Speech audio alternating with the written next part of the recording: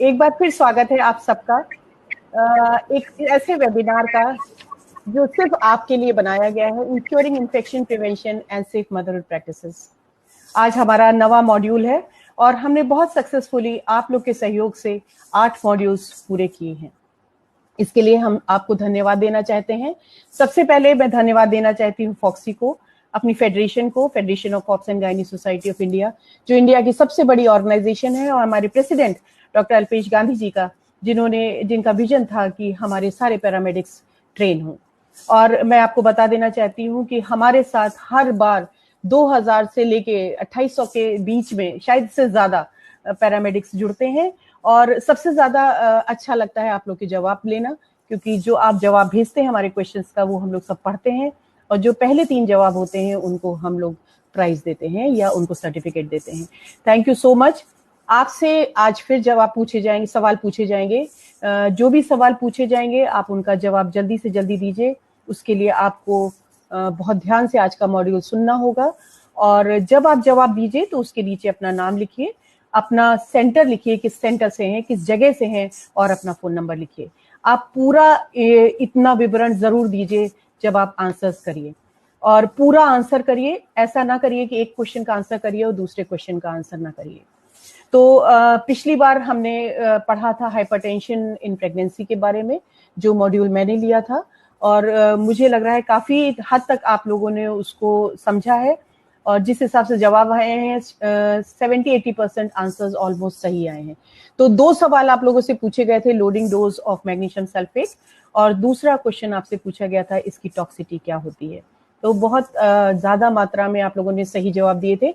Loading dose magnesium sulphate का 14 grams होता है, जिसमें 4 ग्राम हम लोग 20% सोल्यूशन देते हैं 20 ml बना के 4 to 5 मिनट्स में, और 5 ग्राम इन ईच बटक।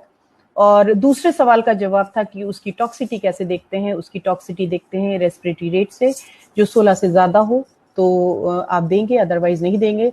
यूरिन आउटपुट देखते हैं, 25 ml 1 घंटे में होना चाहिए, अगर वो है तो आप देंगे, नहीं तो आप नहीं देंगे। और तीसरा जो था वो था यूरिन आउट patellar reflex. Patellar reflex check करना आपके लिए बहुत जरूरी है। तो इसका जवाब जो 3 लोगों ने दिया है, मैं उनके नाम पढ़ना चाहूंगी, और बहुत बहुत मुबारक आप लोगों को, आप लोगों ने बिल्कुल सही जवाब दिया था। मुस्कान सोलंकी, मेहरा नर्सिंग होम रतलाम, इनका फोन नंबर है 8770147090। बहुत बहुत बधाई, आपने बहुत सही जवाब दिया था। दूसरा जवाब दिया है रेणु मिश्रा जी। रेणु मिश्रा हमारे बहराइच की हैं। बहराइच यहाँ से 150 किलोमीटर दूर एक सिटी है, वहां से ये लोग देख रहे हैं, और मुझे बहुत खुशी होती है ये जान के कि इतनी छोटी जगह से भी लोग जुड़ रहे हैं, और पीजीआई जैसे बड़े इंस्टीट्यूशन से भी लोग जुड़ रहे हैं। तो ये दर्शाता है कि आप लोग कितना सीखना चाहते हैं और कितना जानना चाहते हैं। तो बधाई रेणु मिश्रा जी, रूलिया हॉस्पिटल बहराइच से, जिन्होंने सही जवाब दिया। तीसरे नंबर पे टाई है, दोनों जवाब एक साथ आए हैं और एक ही समय पे आए हैं। Deepali, care of doctor Bharti Rathi, civil lines, Akola, Maharashtra. इनका फोन नंबर है 8080470951। बहुत बहुत बधाई और बहुत बहुत धन्यवाद, आप इस प्रोग्राम में जुड़ी।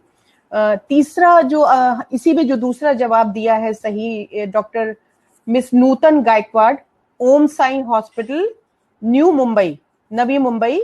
फोन नंबर है 8355986552। तो 2 महाराष्ट्र से हैं, एक बहराइच से हैं और एक रतलाम से हैं। तो बहुत बहुत धन्यवाद, आप लोग जुड़े हैं। आज भी सुनिए, आज हमारे साथ बहुत विशिष्ट स्पीकर्स भी हैं, और हमारे गेस्ट जो हैं वो डॉक्टर नंदिता पलशेतकर जी हैं। आपका बहुत बहुत अभिनंदन, बहुत बहुत स्वागत। मैं आपको उनके बारे में बता दूं, डॉक्टर नंदिता पलशेतकर जी हमारी फॉक्सी की प्रेसिडेंट रही हैं। लास्ट ईयर डॉक्टर नंदिता पलशेतकर जी ने पूरा फॉक्सी फेडरेशन को बहुत अच्छी तरह से चलाया, और इन्होंने जो सबसे अच्छा काम किया था पैरामेडिक्स के लिए, वो ये था कि मान्यता प्रोग्राम जो हमारा चलता है फॉक्सी की तरफ से, एक मान्यता प्रोग्राम है जो पैरामेडिक नर्सिंग होम्स के लिए है, खास तौर से प्राइवेट सेक्टर्स के लिए है।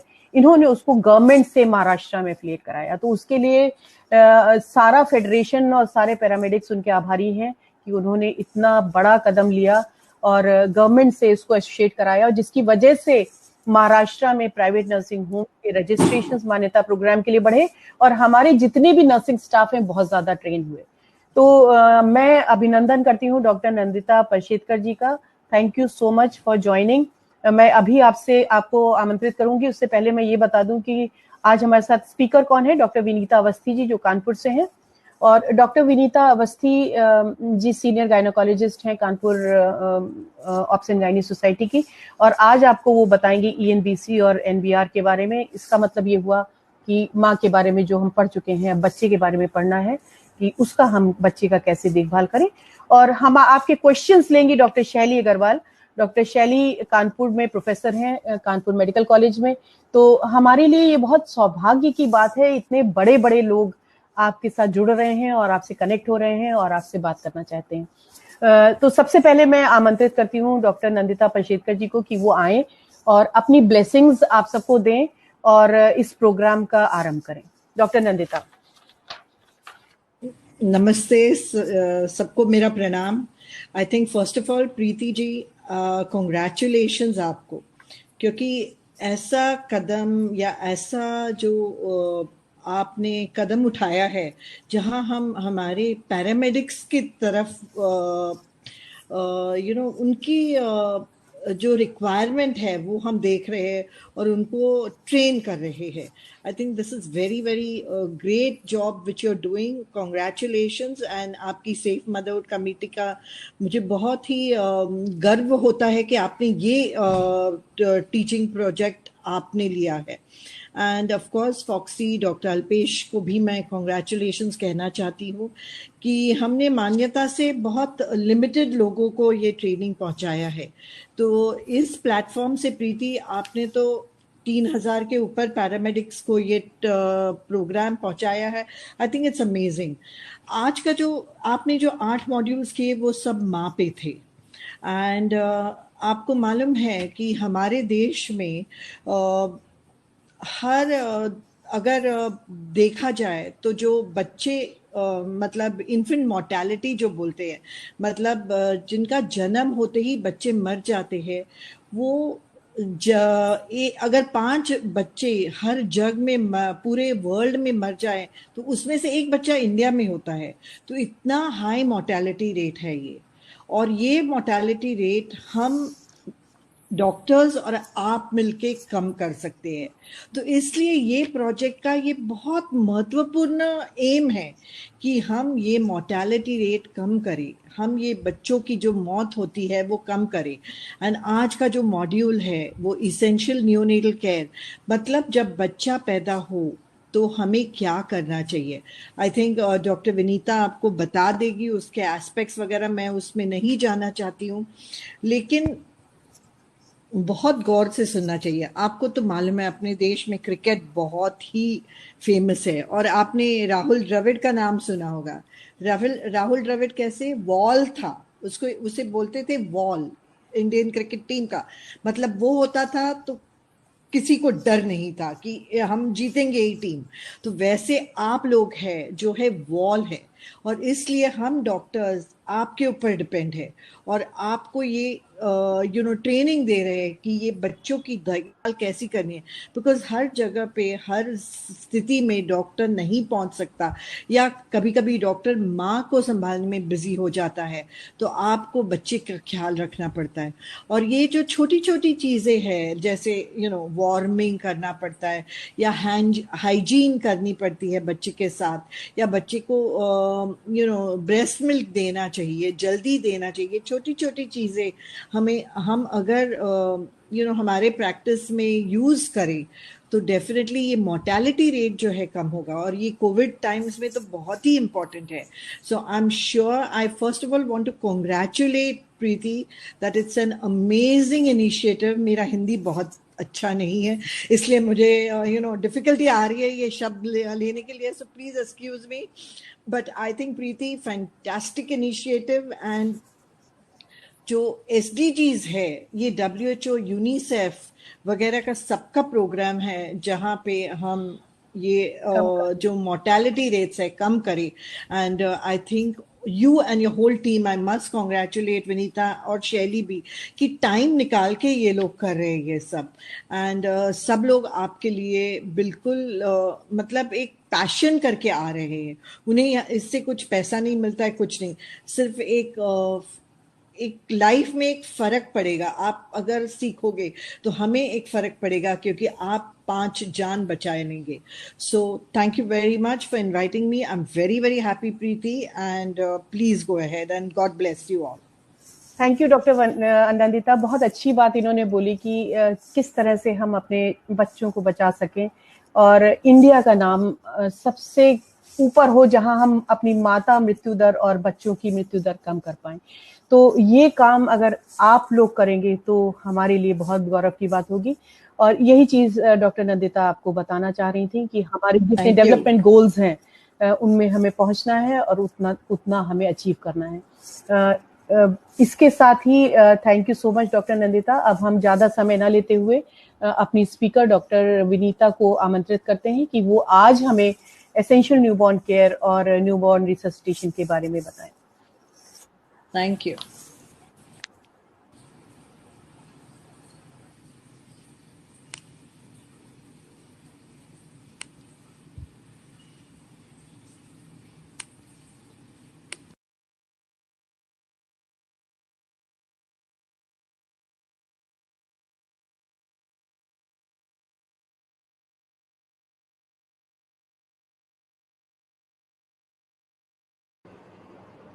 हेलो डॉक्टर विनीता, क्या आवाज नहीं आ रही है?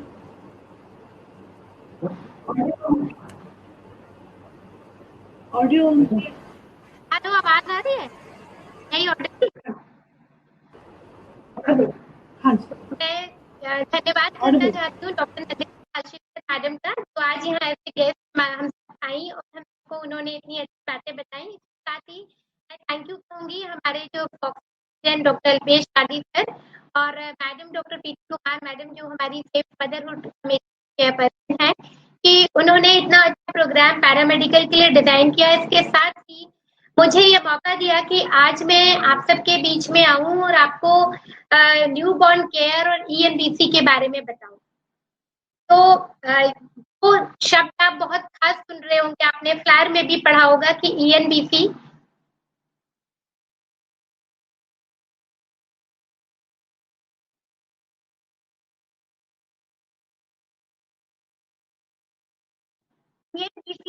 Essential newborn care. तो पैदा होते वक्त हमें क्या जरूरी केयर देनी है, क्या क्या खास चीजें उसमें देखनी है, उसको कैसे गर्म रखना है, कैसे रखना है, ये सब चीजें हमारी ईएनबीसी में आती है। दूसरी एक यहाँ पर एक शब्द लिखा है न्यूबॉर्न रिससिटेशन। कोई बच्चा पैदाइश के वक्त नहीं रोता है। वैसे तो जिंदगी में रोना गाना हम लोग अच्छी बात नहीं मानते हैं, लेकिन एक ऐसा समय होता है जब बच्चा रोता है। पैदा होते ही बच्चा रोया, खूबसूरत चीज होती है। जिंदगी में एक ही बार रोना बहुत अच्छा है, और वो है बच्चा पैदा होने के वक्त रोना।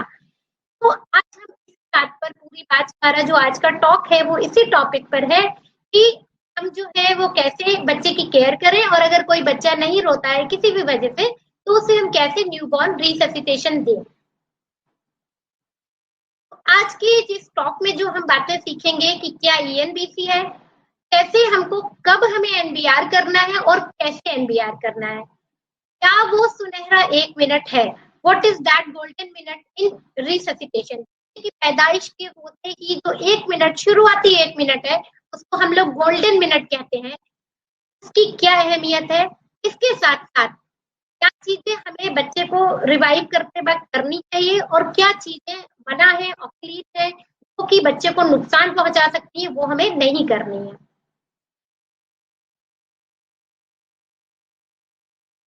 जैसे डॉक्टर नंदिता पालशितकर मैडम ने भी बताया कि इन्फेंट मोर्टिलिटी रेट या न्यूनेटल मोर्टिलिटी रेट पूरी दुनिया में लगभग 5.5 मिलियन बच्चे जो हैं वो नहीं रह पाते हैं जिंदा। कुछ उनमें से मैक्सिमम 33% लगभग पैदा होने के पहले महीने में खत्म हो जाते हैं, कुछ बर्थडे वाले दिन 19%, कुछ पेट में ही खत्म हो जाते हैं लगभग 27%, और कुछ बच्चे डिलीवरी के प्रोसेस में एक्सपायर हो सकते हैं। तो ये जो इतना बड़ा कारण है न्यूनेटल मोर्टेलिटी और ये जो बच्चे एक्सपायर होने का, इसको कैसे हम कम कर सकते हैं। तो इसको कम करने में हमारा जो बच्चे की जो पैदाइश के वक्त जो हम केयर देते हैं उसका बहुत महत्वपूर्ण रोल है। और मैडम ने जैसे बताया कि हर जगह डॉक्टर नहीं हो सकते, हर जगह पीडियाट्रिशियन हो सकता है ना आ पाए या आप हो, तो तब तक आपको क्या करना है, ये एज ए पैरामेडिक आपको आज सीखना है। डिलीवरी होने वाली है, मान लीजिए नॉर्मल डिलीवरी हो रही है, फुल डायलिटेशन है, बच्चे का हेड दिखने लगा है, या एनेस्थेटिक आ गए, स्पाइनल लग गया है, बिल्कुल बच्चा डिलीवर होने को तैयार है। अब आप उस वक्त क्या प्रिपरेशन करेंगे? कोई भी हमारे यहाँ महत्वपूर्ण प्रोग्राम होना हो, कोई पार्टी होना, हम लोग पहले से तैयार करते हैं। यहाँ तो एक नई जिंदगी दुनिया में आ रही है, तो उसके आने के लिए हमें क्या क्या तैयारी करनी है। तो सबसे इम्पोर्टेंट है कि पहले हम जो हमारे हॉस्पिटल में एक न्यूबॉर्न कॉर्नर हम लोग यहाँ बनाते हैं, जहाँ पर बच्चों को रिसीव करते हैं, वहाँ जो रेडियंट वार्मर होता है उसको हमको 30 मिनट पहले ऑन कर देना है। बेबी ट्रे हमको तैयार रखनी है, जिसमें हमें बच्चे को रिसीव करना है, और बेबी रिससिटेशन किट, अभी मैं आगे बताऊंगी कि उसमें क्या क्या सामान होता है, ये सब हमको रेडी करके रखना है। ऐसा ना हो कि हम लोग जो है वो पता लगा उसी वक्त सारा सामान ढूंढ रहे हैं एक एक चीज, और वो गोल्डन मिनट हम गवा दें उस वक्त। वही कई बात की एक न्यू बॉर्न कॉर्नर बनाना क्यों इंपॉर्टेंट है। हॉस्पिटल जहाँ पर डिलीवरी हो रही है, पॉसिबल हो तो उसी लेबर रूम में कॉर्नर में हम एक जगह करते हैं कि ये न्यू बॉर्न कॉर्नर है, नहीं तो उससे लगते हुए ही पास में ही बिल्कुल न्यू बॉर्न कॉर्नर एरिया बनाए, क्योंकि जो बच्चा निकल रहा है अगर वो नहीं रोता है तो उसको तुरंत रिससिटेशन की जरूरत होती है, गर्मी की जरूरत होती है, और तुरंत उसको हमको इनिशियल केयर देनी होती है। ये सब बहुत जल्दी करना है, क्योंकि हमारे पास सिर्फ एक गोल्डन मिनट होता है, तो उसका हमको बहुत ध्यान रखना है। तो हमारा न्यू बॉर्न कॉर्नर एक जगह डेजिग्नेटेड होना बहुत जरूरी है। क्या क्या चीजें आपके न्यू बॉर्न कॉर्नर एरिया में होनी चाहिए? बहुत सारी चीजें आप लोगों को पता है। सबसे पहली चीज दिख रही है घड़ी। घड़ी होती है जिसमें सेकंड की सुई भी हो, जिससे आपको ये पता चल जाएगा कि बच्चा कितने बजे पैदा हुआ। आपको जोर से उसका टाइम बोलना होता है कि हाँ ये बच्चा इतने बजे पैदा हुआ, ताकि उसकी मदर भी सुन ले और सबको पता लगे हाँ बच्चा पैदा हुआ। उसके संग संग बच्चे का सेक्स भी नोट करना होता है कि बच्चा लड़का लड़की क्या है। आपके पास बेबी टॉवेल होनी चाहिए, जिसको आप जैसे ये टॉवेल आप भाई हो जो साफ सुथरी हो, क्लीन हो।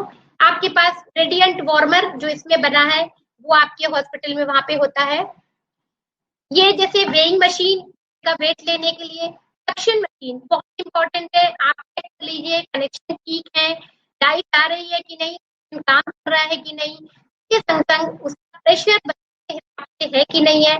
ऑक्सीजन सिलेंडर ये भी बहुत जरूरी है, ऑक्सीजन है उसमें, उसका जो नॉब है वो खुला हुआ है कि नहीं। हो सके तो आप एक एक्स्ट्रा ऑक्सीजन सिलेंडर भी रखिए, बाय चांस अगर ऑक्सीजन खत्म हो जाए तो आपको दौड़ भाग ना करनी पड़े। बेबी ट्रे जिसमें आप देखिए बहुत सारा सामान आपको दिख रहा है, कुछ चीजें भी मैं इसमें से आपको दिखाती हूँ। जैसे आपके पास इस तरह का ये विटामिन के का इंजेक्शन आपकी ट्रे में होना चाहिए। इसके साथ ही आप ट्रे में जो है वो ये इंसुलिन की सिरिंज होनी चाहिए, और आपके पास होना चाहिए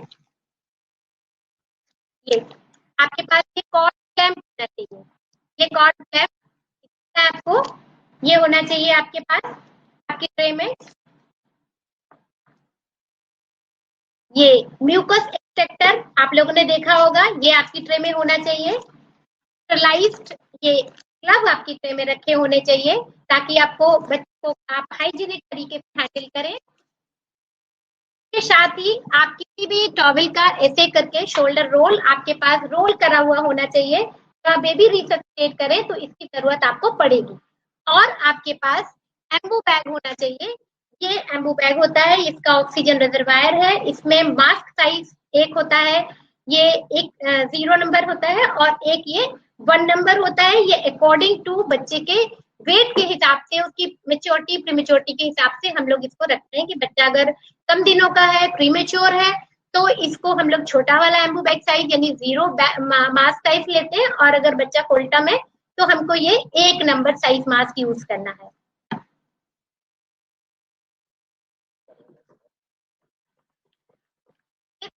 आपको लेरिंगोस्कोप की भी जरूरत कभी कभी बच्चों में पड़ती है, ये रिससिटेशन में नहीं रोते हैं, उनमें अगर लेरिंगोस्कोप की जरूरत पड़ती है तो ये आपके पास होना चाहिए कि आपकी पीडियाट्रिशियन आए तो उस वक्त आपको ये सब ढूंढे ना, टाइम ना वेस्ट हो।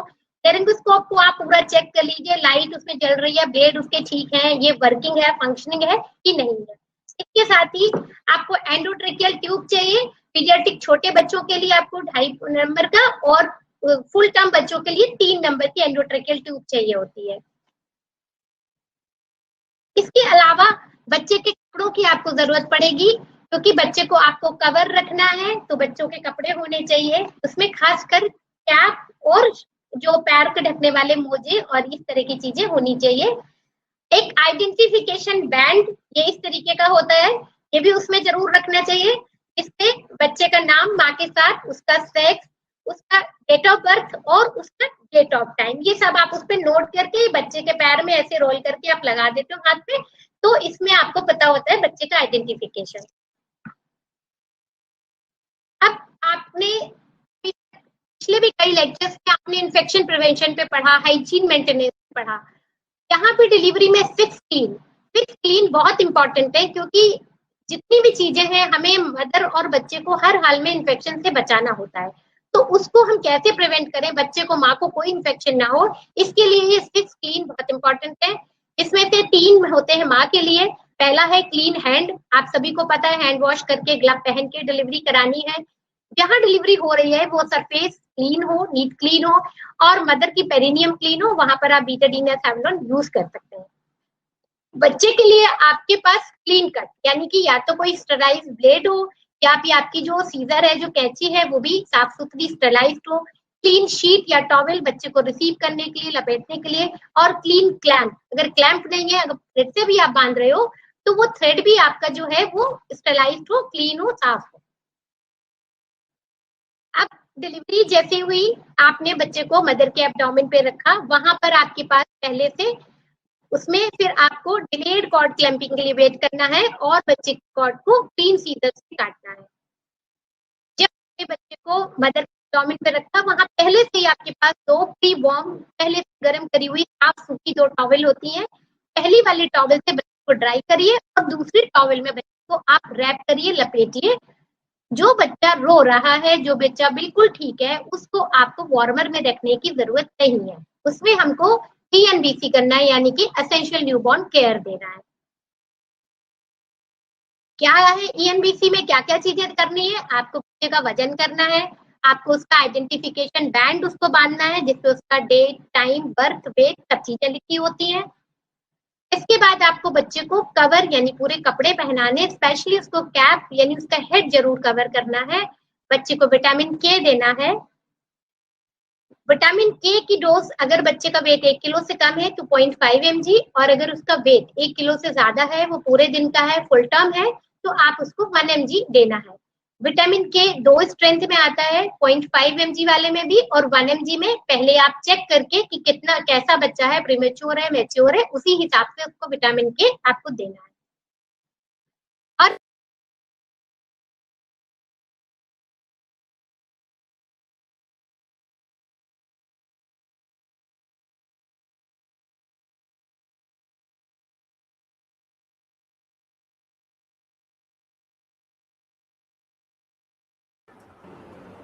कंटिन्यू शैली, कंटिन्यू। आगे हेलो, तो जैसा मेरी आवाज आ रही है? डॉक्टर विनीता आ रही आपको बता रही continue। थी कि एसेंशियल न्यूबॉर्न केयर में हमें विटामिन की, हमें एसेंशियल न्यूबॉर्न केयर करनी है। एसेंशियल न्यू क्या क्या फायदे हैं? हम इसमें हम बच्चे को गर्म करते हैं, वॉमिट देते हैं, गर्मी देते हैं, और उसको इन्फेक्शन से बचाते हैं। केवल मदर्स मिल्क अलाउ करते हैं, चेक करते हैं उसकी ब्रीदिंग को, और नियोनेटल एनीमिया को प्रिवेंट करते हैं। वॉमिट का क्या फायदा है? गर्मी कैसे कैसे देते हो बच्चे को? जब आप उसको सूखी और साफ टॉवल में रखते हो, तुरंत आप उसको पोंछते हो, क्योंकि बच्चा जब डिलीवर होता है गीला होता है पानी की वजह से, तो उसको तुरंत पोंछ देते हैं, तुरंत लपेट देते हैं टॉवल में। बच्चे को सिर को जब आप ढक देते हो तो भी आप गर्मी देते हो, और मदर के पास लिटाते हैं, यानी स्किन टू स्किन कॉन्टेक्ट होता है, तो भी बच्चा गर्म रहता है। क्योंकि जो न्यूबॉर्न बच्चे हैं उनमें हाइपोथर्मिया, या पैदा होते ही ठंडे होने की, या उनका टेम्परेचर बहुत जल्दी कम हो जाता है, वो जल्दी उन्हें ठंड लगने का डर होता है, तो हर हाल में उनको गर्म रखने का पूरा प्रयास किया जाता है। प्रिवेंशन हम कैसे करते हैं? जब हम क्लीन कॉर्ड कट करते हैं, साफ सुथरी चीजों से कॉर्ड काटते हैं, क्लीन टाई करते हैं, और कॉर्ड को भी ड्राई रखना होता है, उसमें कोई तेल, कोई ट्यूब, कोई पाउडर, इस तरह की कोई चीज भी नहीं रखनी होती है, नहीं डालनी है। बच्चे को हम मदर्स मिल्क के लिए प्रमोट करते हैं, उससे बच्चे को ब्रेस्ट फीडिंग के मदर्स मिल्क के सारे फायदे मिलते हैं।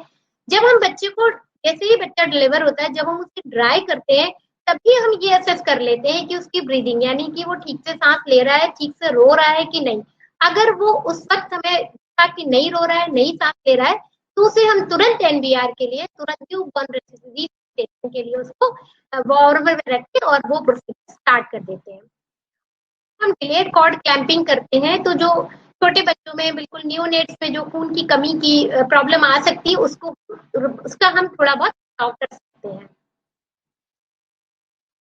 ये तो वो बात हुई कि सारे बच्चे रो दिए, बहुत अच्छी बात है, बच्चा पैदा हुआ, रोया, बहुत खुशी की बात है, आपने उसको तैयार किया, ईएनबीसी किया और उसको उसकी दे दिया। सपोज अगर वो नहीं रोया, आप क्या करेंगे? यहाँ पे रोल आता है न्यूबॉर्न रिससिटेशन का। फिर वही गोल्डन मिनट, वही जो पैदाइश के वक्त का 1 मिनट है, उसकी इंपॉर्टेंस यहाँ बहुत ज्यादा है। क्या करना है न्यूबॉर्न रिससिटेशन में आपको एनबीआर में? सबसे पहली चीज है, आपको एक अंदाजा लेके चलना है, एक अनुमान लगाना है कि ये डिलीवरी में ये प्रॉब्लम आ सकती है। दूसरी चीज, प्रिपरेशन। आपको हर डिलीवरी के लिए एनबीआर के हिसाब से तैयारी रखनी है। आपकी सारा सामान, सारी चीजें न्यूबॉर्न कॉर्नर में होनी चाहिए। जैसे ही आपने देखा कि ये बच्चा नहीं रो रहा है, ये बच्चा प्रॉब्लमेटिक है, आप कॉल फॉर हेल्प करिए और किसी को कहिए कि वो पीडियाट्रिशियन को इन्फॉर्म कर दे। आपको फास्ट एक्ट करना है, जेंटली एक्ट करना है, को हैंडल कर रहे हैं, आराम से हैंडल करना है। बच्चे बहुत सॉफ्ट होते हैं, बहुत डेलिकेट होते हैं, तो प्रोसीजर करते वक्त ये ध्यान रखना है कि उनको कोई चोट ना पहुंचे। आपको बच्चे को गर्म रखना है और आपको ऐसे टीम काम करना है। उसके तो आप लोग लीजिए कि जैसे कभी ऐसा एनबीआर का मौका आया तो कौन क्या करेगा, कौन ऑक्सीजन का करेगा, कौन एम्बू बैग करेगा, कौन फोन करेगा, ये सब चीजें पहले से पता होनी चाहिए। आप अगर एक बार ड्रिल कर लेंगे तो आपको उसको प्रोसीजर है वो भी आपको ठीक से करना आ जाएगा कि कैसे करते हैं बैग एंड मास्क। और इन सब चीजों के संग संग आपको ये भी ध्यान रखना है कि इन्फेक्शन प्रिवेंशन भी रहे, आप नीट क्लीन होके काम करें, हाइजीन का ध्यान रखें। और सबसे इम्पोर्टेंट बात है, आपने सब कुछ बहुत अच्छा किया, लेकिन आपको सब चीजें डॉक्यूमेंट भी करनी है। अगर उसको रेफर भी करना है तो आपको एक एक चीज लिख देनी है और डॉक्यूमेंट में जरूर डॉक्यूमेंटेशन करिए कि बच्चा लड़का लड़की है, कितने बजे पैदा हुआ, क्या उसका वजन है, क्या उसकी मदर का नाम है, और हो सके तो उसके पैर का एक जो है वो हम लोग जो है पैर का निशान ले लेते हैं उस फाइल पर आगे आइडेंटिफिकेशन के लिए।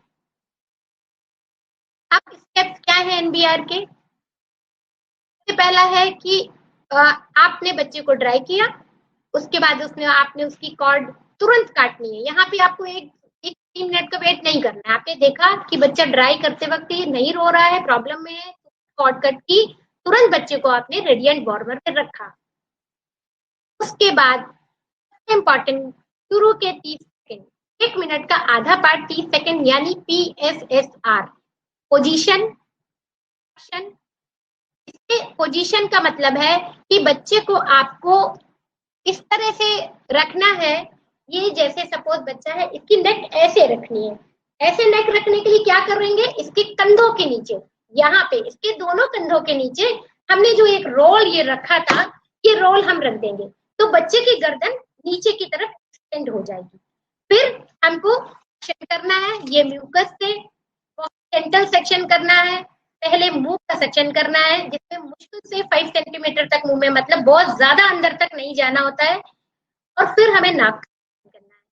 नाक का सेक्शन बाद में क्यों करते हैं, मुंह का पहले क्यों? इसका कारण ये है कि अगर आपने पहले नाक में ये ट्यूब डाली, हो सकता है बच्चा स्टिमुलेट हो जाए और अंदर को सांस लेने लगे, तो जो मुंह में उसकी गंदगी भरी है, जो सेक्रीशंस हैं, जो पानी है, वो अंदर जा सकता है फेफड़ों तक। तो पहले आपको उसका माउथ का सेक्शन करना है, उसके बाद आप उसको नोज का सेक्शन करना है। आपको बच्चे को स्टिमुलेट करना है। आपने सक्शन किया, आपने उसको, उसके बाद उसके पैर पे यहाँ ऐसे मार के आप स्टिमुलेट कर सकते हैं, नहीं तो उसको ऐसे बैक करके, बैक रब करके भी स्टिमुलेट कर सकते हैं। बहुत जेंटली, बहुत माइल्डली, बहुत खून से, बहुत आराम से स्टिमुलेट करना होता है। ऐसे पीटना नहीं होता है, क्योंकि वो बच्चे के लिए अच्छा नहीं है। फिर दोबारा से आप रिपोजिशन करिए करेक्टली, फिर शोल्डर रोल रखिए। और अब अगर ये बच्चा रो देता है अभी इसमें, तब तो ठीक है। सपोज ये बच्चा नहीं रोया, अब अगले जो 30 सेकंड है उसमें आपको बैग एंड मास्क स्टार्ट करना है। तो सबसे पहले बैग एंड मास्क शुरू करने से पहले आपको मास्क का साइज अप्रोप्रिएट चूज करना है। मैंने पहले भी बताया कि जैसे आपको, जो अगर बच्चा प्रीमेच्योर है तो आपको 0 नंबर मास्क लेना है, और अगर बच्चा फुल टर्म है तो आपको ये 1 नंबर मास्क उसको करना है। और ये आपको देखना है कि मास्क प्रॉपरली फिट हो बच्चे के फेस पर। जैसा इस पिक में दिख रहा है कि बच्चे का नाक और मुंह दोनों मास्क को ठीक से कवर करना चाहिए। ना तो अगर बहुत बड़ा मास्क होगा तो आंखों तक जाएगा, और छोटा होगा तो केवल मुंह कवर करेगा, नाक नहीं करेगा। तो आपको नाक और मुंह दोनों प्रॉपरली कवर करना है, और ये इस तरह से इसमें फिट होना चाहिए पूरी तरह से। फिर आपको चेक कर लेना है बैग एंड मास्क स्टार्ट करने से पहले कि मास्क प्रॉपरली फेस पे रखा हुआ है। और उसको आपको ये जो है, या तो आप इसको ऐसे सी करके पकड़ सकते हैं, ऐसे करके, या आप इसे ई फॉर्म में पकड़ सकते हैं। तो इसको आपको बच्चे को प्रॉपरली उसके फेस पे रखना है, एनसर्किल करना है मच ऑफ द रिम। ऐसे भी पकड़ सकते हैं मास्क को आप, इस तरीके से भी, और आप ऐसे भी पकड़ सकते हैं, सी फॉर्म में भी पकड़ सकते हैं। इसके बाद आपने देखना है कि ऑक्सीजन सिलेंडर आपका रेडी है, ऑक्सीजन ऑन है। ऑक्सीजन के लिए आपको ये जो मास्क बैग एंड इसमें जो है एम्बू बैग में एक ये ट्यूब होती है, यहाँ पे आप ऑक्सीजन को अटैच कर देते हो। तो इस यहाँ से जब आप अटैच कर देते हो तो ये बच्चे को यहाँ तक आकर के ऑक्सीजन मिलने लगती है। फिर आपने बैग एंड मास्क स्टार्ट किया। शुरू में आप उसको एक बार 5 बार ऐसे करके देख सकते हैं, जिससे अगर बच्चे का चेस्ट उठ रहा है, मतलब उसका चेस्ट एक्सपेंड हो रहा है, इसका मतलब प्रॉपरली उसको ऑक्सीजन वहां पहुंच रही है। तो इसका मतलब आपका मास्क प्रॉपरली फिटिंग है, सब कुछ ठीक है। और अब आप उसको मास्क, मतलब अब आप उसको बैग एंड मास्क करिए। इसके बाद भी अगर आपने बैग एंड मास्क किया, एम्बू बैग से किया, फिर भी बच्चा नहीं रोया, अब 1 मिनट हो गया है, तो आपको उसकी हार्ट रेट चेक करनी है कि अगर वो 10 से कम है 6 सेकंड में, तो आपको बैग एंड मास्क कंटिन्यू करना है। और आपको आगे फर्दर इन्फॉर्म करना है कि भाई पीडियाट्रिशियन आए या बच्चे को एनआईसीयू शिफ्ट कराना है। ये चीजें आपको फिर आगे फर्दर सोचनी है। स्टेप्स बैग एंड मास्क के शुरू के स्टेजेस में आपको जो है बैग एंड मास्क करने का 40 to 60 ब्रीथ पर मिनट होता है। इसका सबसे अच्छा तरीका है कि आप जब बैग एंड मास्क या एम्बू बैग कर रहे हैं तो आपको इसको एक बार स्क्वीज करना है ऐसे,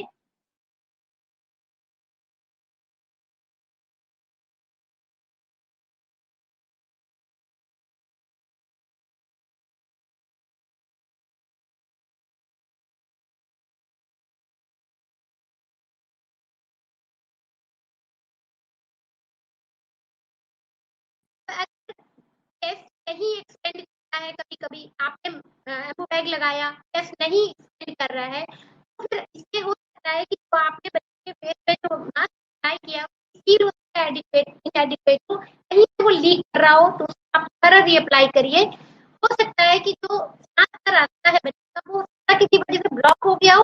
कभी कभी पोजीशन बच्चे की नहीं ठीक होती है, तो वो पोजीशन ठीक करिए, जैसे बताया था कि उसको एक्सटेंड करना है उसका हेड। और कभी बच्चे के मुंह में सिक्रीशंस आ जाते हैं, वो भी आप क्लीन कर दीजिए।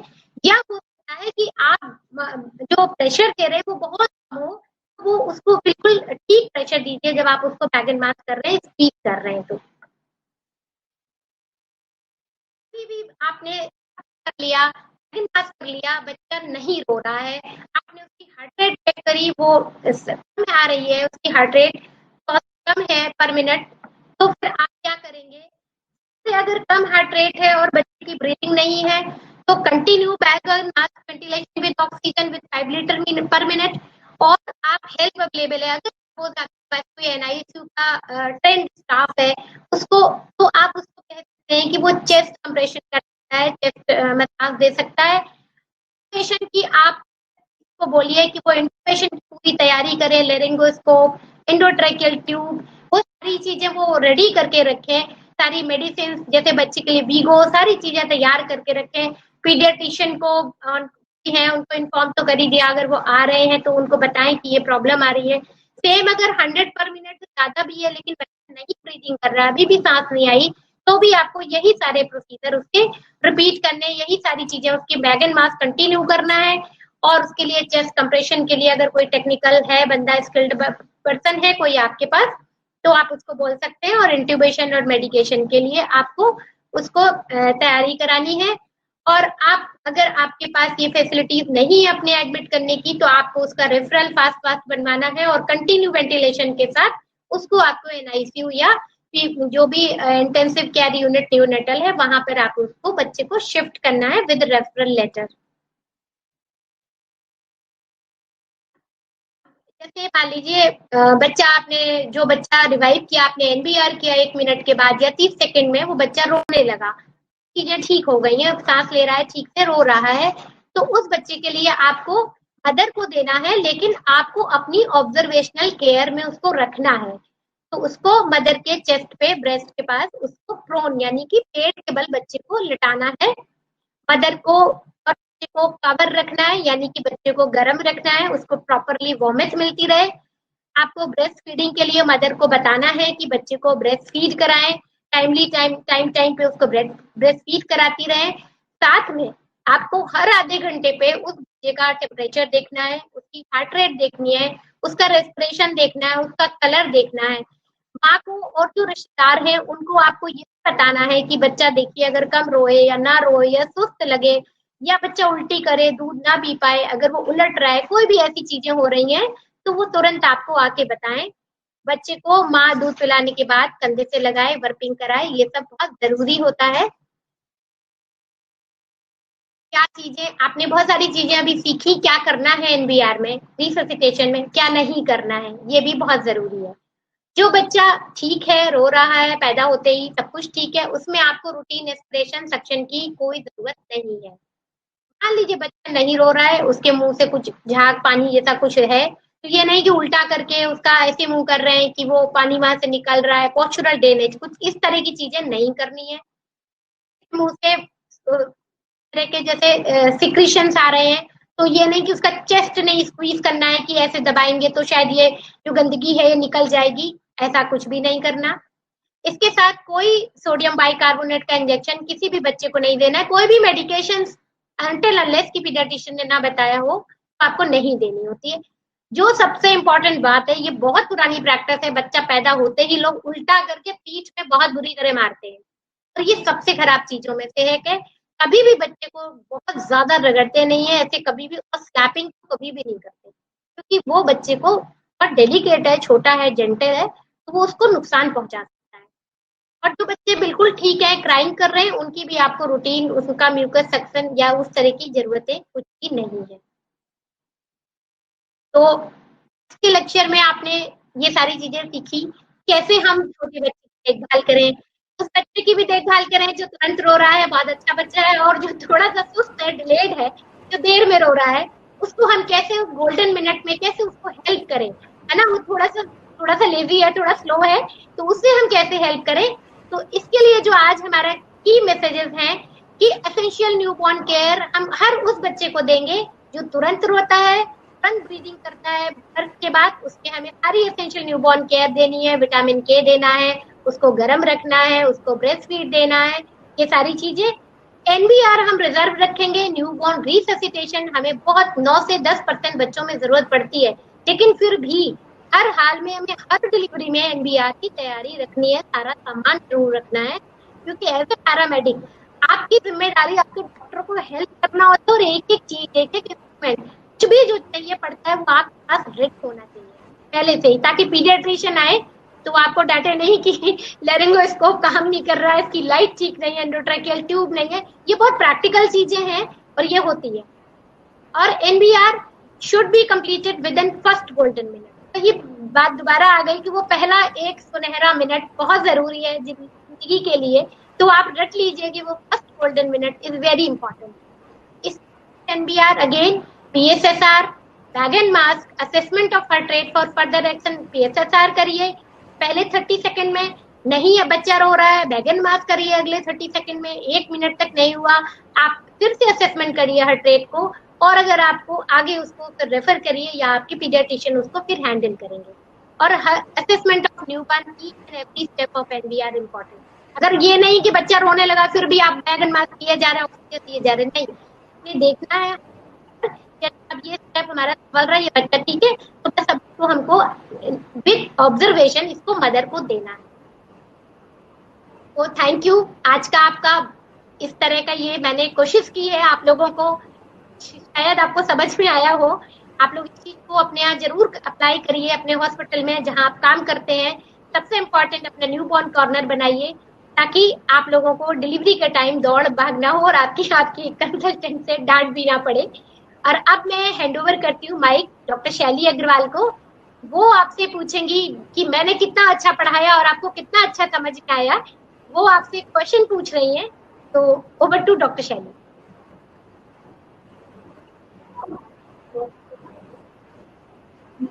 Thank you so much doctor Vinita Awasthi, आपने बहुत ही सरल शब्दों में हमारे पैरामेडिक्स को समझाया और मुझे लगता है कि आज सबको बहुत अच्छे समझ में आया होगा। आपने सब चीज़ दिखाई भी, आपने हमें आपने इंस्ट्रूमेंट्स भी दिखाए हमें, तो बहुत ही अच्छा आपने प्रेजेंट किया। तो अभी हम पहले 2 क्वेश्चन पूछ लेते हैं जो हमारी आज की क्विज है, ये हमारे सभी पैरामेडिक्स के लिए है। ये 2 क्वेश्चंस हैं, आप तुरंत अपना फोन उठाएं और उनको व्हाट्सएप नंबर जो आपको दिए गए उनका आंसर दें, क्योंकि सबसे पहले जो आंसर देंगे उनको प्राइज मिलेगा। लेकिन जब आप आंसर देते हैं, हमने देखा कि आप अपना नाम नहीं लिखते, तो प्लीज अपना नाम, आप कहाँ काम करते हैं, आपका हॉस्पिटल कौन सा है और आप किस जगह के रहने वाले हैं, आपका शहर का नाम, तो प्लीज ये सब चीजें आप लिखें ताकि हमें आइडेंटिफाई करने में आसानी हो। और अगली बार हम आपको पूरे उससे आपका अनाउंस करेंगे नाम अगले मॉड्यूल में। तो हमारे 2 क्वेश्चंस हैं। एक तो ये है कि how to prepare newborn corner. अगर आपकी पोर्शन लेबर रूम में है तो आपके न्यूबॉर्न कॉर्नर में कौन कौन सी चीजें होनी चाहिए। तो पहला क्वेश्चन ये है कि how to prepare your newborn corner. Doctor Vinita ने हमें बताया था, सब चीज दिखाई भी थी, तो आप फटाफट अपना फोन उठाइए और ये सब चीजें लिख डालिए। और दूसरा क्वेश्चन ये है कि what are the components of essential newborn care, कि हर बच्चे को जो एसेंशियल न्यूबॉर्न केयर है, जो 5-6 पॉइंट्स हैं, वो कौन कौन से हैं, तो वो आप हमें लिख भेजिए। हमने स्क्रीन पे आपको व्हाट्सएप नंबर दिखा रखे हैं। डॉक्टर अनीता सिंह को व्हाट्सएप कर सकते हैं, नहीं डॉक्टर विनीता अवस्थी को कर सकते हैं, डॉक्टर प्रीति कुमार को, डॉक्टर दिनेश सिंह, डॉक्टर निवेदिता दत्ता और डॉक्टर मीरा लखपतिया। आप किसी भी नंबर पर व्हाट्सएप कर सकते हैं, लेकिन प्लीज प्लीज प्लीज अपना नाम, अपने हॉस्पिटल का नाम और अपने शहर का नाम जरूर लिख भेजिए हमें। तो डॉक्टर विनीता, हम देख रहे हैं कि काफी लोगों ने बहुत अच्छे से हमें क्वेश्चंस भेजे हैं। तो एक हमारा क्वेश्चन आया है, ये डॉक्टर स्वाति अग्रवाल है, ये पूछ रही है कि how to take footprint of baby. जैसे आपने बताया कि आइडेंटिफिकेशन मार्क बहुत इंपॉर्टेंट है, बच्चे को आइडेंटिफाई करना, ताकि हमें ये बाद में एलिगेशन में लगे कि बच्चा बदल दिया हमारा। आई think this is very important question. तो डॉक्टर विनीता, हेलो, आपकी आवाज नहीं आ रही डॉक्टर विनीता। हाँ, हेलो, हाँ जी, ये डॉक्टर स्वाति अग्रवाल पूछ रही है how to take footprint of baby. आवाज आ रही है? आप बच्चे का, हाँ जी आ रही।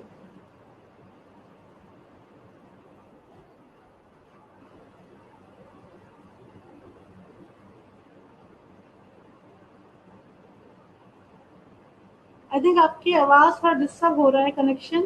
तो डॉक्टर स्वाति, जैसे आजकल तो हम लोग बैंड्स वगैरह भी रखते हैं कि तुरंत उसमें मदर का नाम लिखा होता है, पेशेंट का UHID नंबर होता है, जिसको हॉस्पिटल आइडेंटिफिकेशन नंबर होता है, वो हम बैंड बांध देते हैं।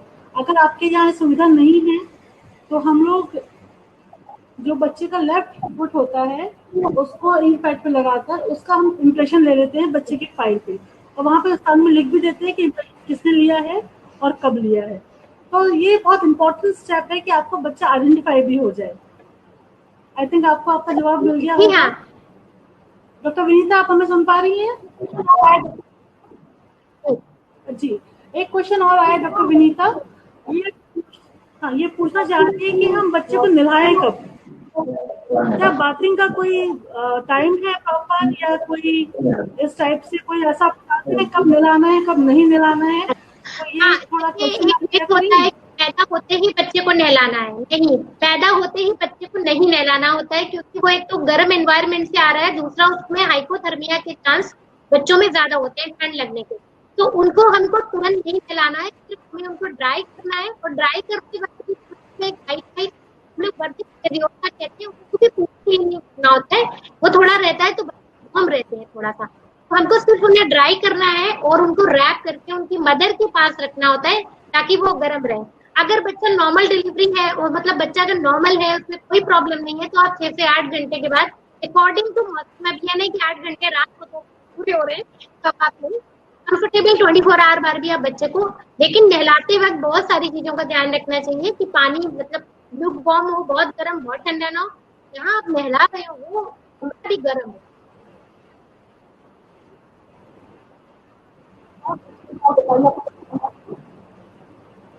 तो ये बहुत अच्छी बात बताई आपने डॉक्टर विनीता कि जब बच्चे को नहलाते हैं तो आपको जो पानी है उसका टेम्परेचर का बहुत ध्यान रखना है, क्योंकि ये बच्चे बहुत छोटे होते हैं, इनको हाइपोथर्मिया का बहुत ज्यादा खतरा रहता है। तो हमें जो एसेंशियल न्यूबॉर्न केयर का एक बहुत इंपॉर्टेंट कंपोनेंट है वार्म, मतलब बच्चे को आपको गर्म रखना है, उसको बच्चे को आप कंफर्टेबल क्लोथ में लपेट के रखिए, और जरूरी नहीं है उसको नहलाना, आप सिंपल जेंटली आप उसको रब कर देंगे तो सफिशिएंट होगा। और जैसा उन्होंने बताया कि 6 से 8 घंटे बाद जब आपको ठीक लग रहा है, बच्चा अच्छे से फीड कर चुका है, बच्चा अपना टेम्परेचर मेंटेन कर रहा है, तभी हम उसको नहलाएंगे। तो आई थिंक ये क्वेरी भी सॉल्व हो गई होगी। डॉक्टर विनीता, एक हमारी पैरामेडिक पूछ रही है हमसे कि अब तक तो ऐसा होता था कि हम बच्चे को उल्टा लटका के पीठ पे मारते थे, तो आपने ऐसा कुछ बताया नहीं, को किसी भी तो ऐसा नहीं करना है, सूरत है उसको मारने जैसा कुछ नहीं करना है। अब ये जैसे देखिए ये बच्चे का एक मॉडल है, अब ये इतना डेलिकेट है, अब इसको इतने जोर से आप मारते हैं तो इसके ब्रेन के तक इसको चोट पहुंच सकती है। तो किसी भी हाल में आपको बच्चे को इस तरह से पीटना नहीं है।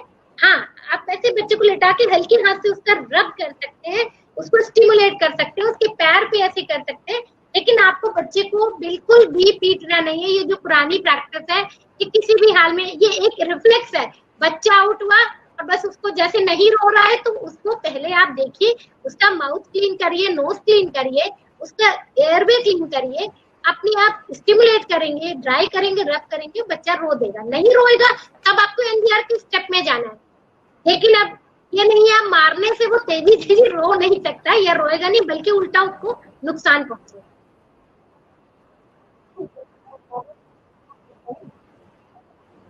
जी डॉक्टर विनीता, आपने बहुत अच्छी बात बताई।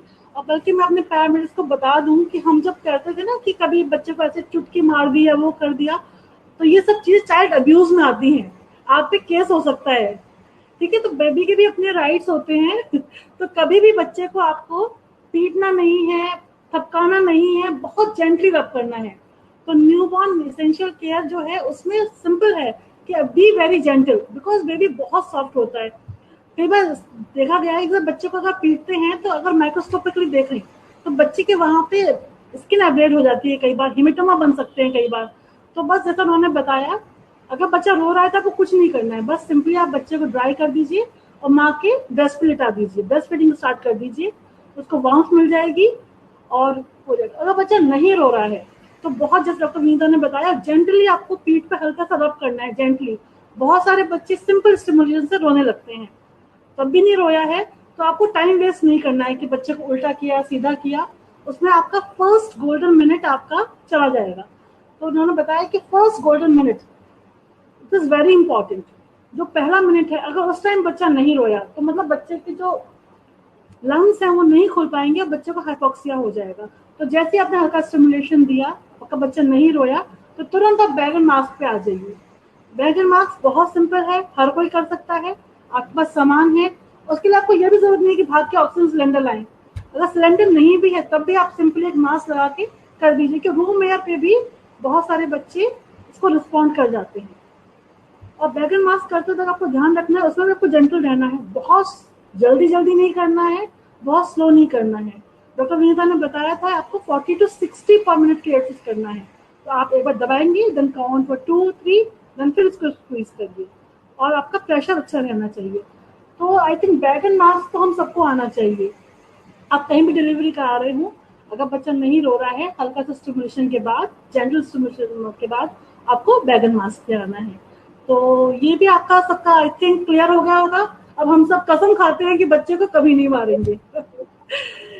डॉक्टर विनीता, एक सवाल और आया हुआ है हमारे पास, ये पूछना चाह रही हैं कि हाँ, कॉर्ड पे हमें कुछ लगाना है? जब इन्फेक्शन प्रिवेंशन की बात कर रही हैं, हमने कॉर्ड काट दी, क्लैंप कर दिया, तो हम क्या उसको कोई एंटीसेप्टिक लगाए या कोई नियोमाइसिन पाउडर लगाए, कुछ ऐसा लगाए? आपको क्लीन कट करना है, क्लीन टाई करनी है और उसको ड्राई रखना है, ये बहुत जरूरी है। कई बार क्या होता है कि जैसे आपने कॉर्ड काटी, बांध दी, कई बार ब्लड रिस रहा है, वो बहुत इंपॉर्टेंट होता है, वो भी आपको देखना होता है एज ए पैरामेडिक, खास कर कि आपने जो टाई किया है वो ठीक है कि नहीं, और उसपे कुछ भी, कोई भी ऑयल, कोई भी पाउडर, कोई भी ऑइंटमेंट, कुछ भी इस तरह का लगाने की जरूरत नहीं होती है। और अपने आप ड्राई हो जाएगी 6 to 7 days, up to 8 to 10 days में वो अपने आप गिर जाएगी, तो उसमें कोई बहुत परेशान होने जैसा कुछ नहीं होता। अगर आप वहां पे, चूंकि रॉ एरिया होता है, आप वहां पे कुछ तेल या कुछ भी इस तरह का लगाएंगे तो बच्चे में इन्फेक्शन होने के चांस होते हैं। तो इसलिए इन्फेक्शन प्रिवेंशन की प्रैक्टिस में बहुत इंपॉर्टेंट है कि हम इस क्लीन पे, जो 16 और बच्चे के जो क्लीन है, उन पे बहुत ध्यान दें कि क्लीन हमारा कटिंग कॉर्ड हो और क्लीन हमारा उसका टाई हो, और उसको हम बिल्कुल ड्राई रखें ताकि उसको कोई भी बच्चे को, न्यू बॉर्न को कोई भी इन्फेक्शन ना हो।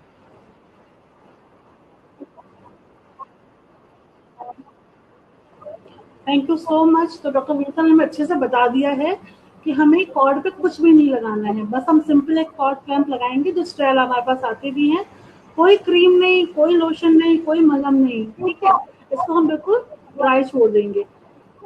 अच्छा डॉक्टर विनीता, ये हमारे पास एक सवाल आया है कि हम जो विटामिन के लगा रहे हैं, इसकी कोई सिग्निफिकेंस है? हाँ, विटामिन के जो बच्चों में क्या होता है कि जो वैसी बीमारियां हो सकती हैं, जैसे अधिक ब्लीडिंग वाली, उस तरह के जो डिसऑर्डर्स होते हैं, क्योंकि न्यूबॉर्न में विटामिन के थोड़ा कम होता है पैदाइश के समय, लिवर में उसका इतना अच्छा स्टोरेज नहीं होता, तो वो डोज हम दे करके उन बीमारियों से उसको थोड़ा प्रिवेंट करते हैं। और इसमें डोज की बिल्कुल वेट के हिसाब से, प्रीमेच्योर जो बच्चे होंगे, यानी कि जिनका वेट कम है, 1 किलो से कम है, तो 0.5 देना है, और जो फुल टर्म है, जिनका वेट 1 किलो से ज्यादा है, 2 किलो है, 2.5 किलो है, तो उनको 1 mg वाला देना है। तो ये हमें इंजेक्शन दोनों स्ट्रेंथ में आते हैं, तो देते वक्त बच्चे के वेट के हिसाब से उसको हमें देना चाहिए।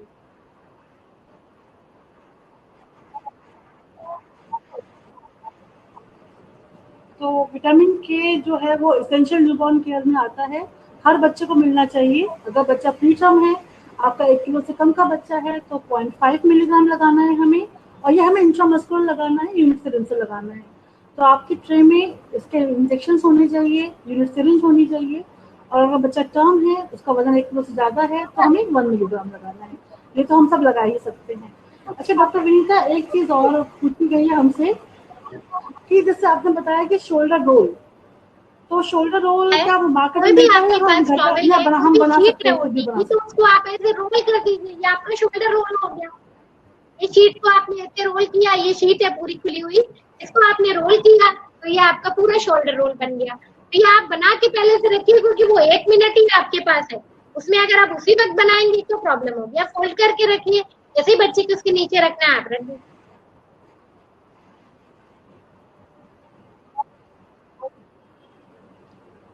तो देखा, डॉक्टर विनीता ने बताया कि हमें कहीं भागने की जरूरत नहीं है ना, हम अपने क्लीन जो हमारे पास टॉवल है उसी को हम रोल बना के रख सकते हैं। लेकिन उन्होंने ये बताया है कि हमारा जो फर्स्ट मिनट है वो बहुत इंपॉर्टेंट है, फर्स्ट गोल्डन मिनट हमें याद रखना है। ये 60 सेकेंड्स बच्चे के लिए बहुत महत्वपूर्ण है। बच्चा इस टाइम अगर रो गया तो हमें आगे कोई दिक्कत नहीं होगी, लेकिन इस टाइम अगर बच्चा नहीं रोता है इस 1 मिनट के अंदर, तो बच्चे को आगे कॉम्प्लिकेशंस हो सकती हैं। इसीलिए हम सबको अलर्ट रहना है, हम सबको प्रिपेयर रहना है, हम सबको अपना सामान की तैयारी रखनी है, हमारी जैसी डिलीवरी होने वाली हो। और कई बार ऐसा भी होता है कि डिफिकल्ट डिलीवरी होती है, जैसे बच्चा प्रीमेच्योर है, या मदर को ब्लीडिंग हुई है बहुत ज्यादा, या बच्चा फंसा हुआ ऑब्स्ट्रक्शन में आया है, तो आप पहले से पीडियाट्रिशियन को भी कॉल करके रखिए ताकि वो भी टाइम पे आ जाएं। लेकिन उनके आने तक आप इतना कर ले कि उनको बच्चा बिल्कुल लिम्प ना मिले, कि बिल्कुल उनके हाथ में कुछ ना रहे। तो thank you so much doctor Vinita, आपने बहुत अच्छे से हमारे पैरामेडिक से समझाया, आज बहुत अच्छा लगा हम सबको। अब मैं डॉक्टर प्रीति कुमार मैम से थैंक यू शैली, थैंक यू विनीता, बहुत अच्छा आपने आज बताया एसेंशियल न्यूबॉर्न केयर और न्यूबॉर्न रिससिटेशन पे। लेकिन मैं ये कहना चाहती हूँ कि किसी भी लेबर रूम में एक टीम ऐसी होनी चाहिए जो न्यूबॉर्न, जब डिलीवरी होने वाली हो तो नर्सिंग स्टाफ में एक आपको डिसाइड करना है कि कौन मदर को देखेगा और कौन बच्चे को देखेगा। तो हम लोग जब सिखाते हैं तो यही सिखाते हैं कि लेबर रूम में जो भी जना देख रहा है, बच्चे के लिए एक स्टाफ डेडिकेटेड होना चाहिए, वो उसके बारे में सारी तैयारी करके रखेगा, क्योंकि अदरवाइज अगर सब कंफ्यूज होंगे किसको क्या देखना है तो प्रॉब्लम होती है। तो जब भी डिलीवरी हो रही है तो कुछ जो, अगर आपके यहाँ 4 स्टाफ हैं एक लेबर रूम में, तो आप ये डिसाइड करिए कि 2 डिलीवरी के लिए रहेंगे और 2 बच्चे के लिए रहेंगे, जिससे कि कोई कंफ्यूजन ना हो आप जब ट्रीटमेंट कर रहे हैं। तो दूसरा जो बहुत इंपॉर्टेंट है, डॉक्यूमेंटेशन।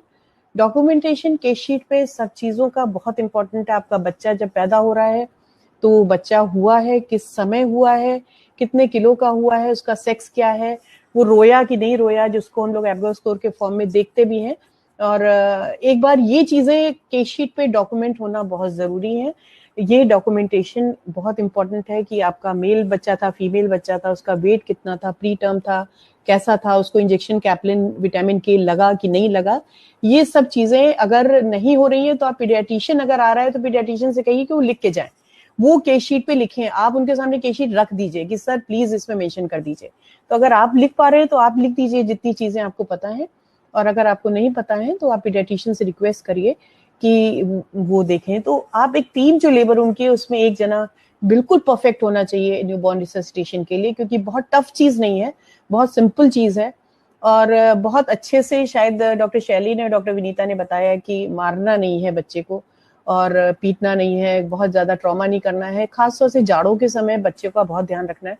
टेम्परेचर बहुत जल्दी डाउन होता है, नीले हाथ पैर आपको दिखेंगे, लगेगा नीले हो गए हाथ पैर। आप बच्चे को लेके आइए डिलीवरी के बाद तुरंत नीले लगे, तो अगर कुछ भी नहीं है ना आपके पास तो रुई लपेट दीजिए आप, कॉटन रोल होता है ना उसकी रुई लपेट दीजिए आप, हाथों में लपेट दीजिए, पैरों में लपेट दीजिए, वो गर्म रखती है, चिपका के रखें। सबसे ज्यादा जो गर्मी पहुंचती है वो माँ से पहुंचती है।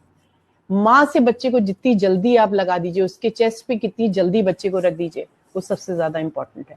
तो वो बच्चे को एक बॉन्डिंग भी क्रिएट करता है, बच्चे के ब्रेस्ट के लिए भी इंपॉर्टेंट होता है क्योंकि मिल्क बहुत जल्दी आता है और बच्चे को गर्मी भी देता है।